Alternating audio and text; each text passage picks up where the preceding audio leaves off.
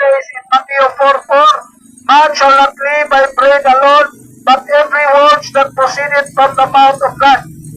Ang tao dili mabuhi sa tinapay lamang, apan sa matag pulong nga mogawa sa baba sa Dios mga higala. Mao na mga higala na ang pulong sa Dios mo'y pagkaon sa kalag sa tao.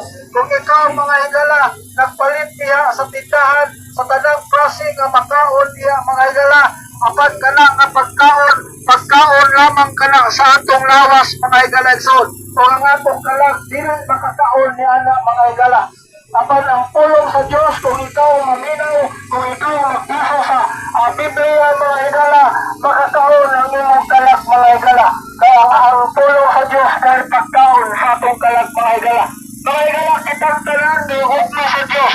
The Bible says in Romans 5:8, but God commended His love toward us, in that while we were yet sinners, Christ died for us.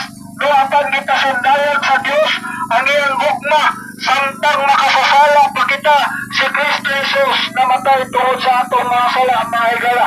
Iyon ala kadako ang hukma sa atong Ginoong Diyos mga higala. Di sakripisyo ata niya ngadto sa krus sa Kalbaryo mga higala. Kaya nasayod siya na ang tao mo padulong sa interno mga higala. Meron mo padulong man tungod ka ang atong unang ginikanan nga si Adan o si Ita mga higala nakasala man sa Diyos mga higala. O ang tao mga higala sukat sa pagkasala ni Adan o ni Eva padulong sa impyerno.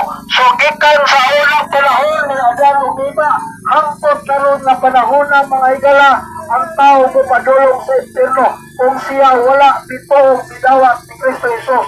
Kung wala siya Kristo Jesus kayang kasing-kasing mga higala. Muna mga higala, importante nga ikaw masayod sa kaluwasan ng gihatag sa Diyos mga higala. Kay mao kini ang bag-ong pakigsaan sa Diyos mga higala.